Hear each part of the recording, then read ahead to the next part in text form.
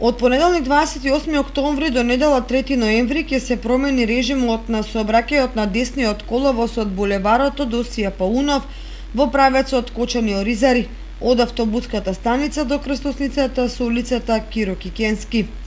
Поради градежните активности за рехабилитација на овој потек, сообраќајот ќе се одвива само по левиот коловоз и во двата правца.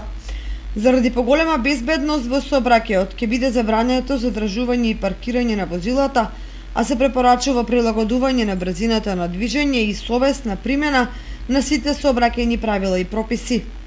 Според информациите на службите од одделението за уредување на градежно земјиште, ќе се отстрануваат горниот слој од асфалтот на десниот коловоз на улицата Тодосија Паунов во должина од 777 метри.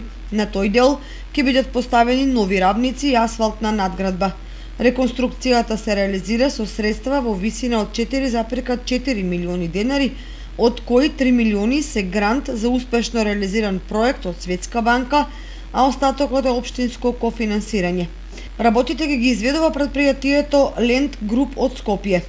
Градежните интервенции на оваа фреквентна делница беа внесени во развојните програми на општина Кочани поради лошата состојба произлезена по вградувањето на атмосферската канализација во 2017 година.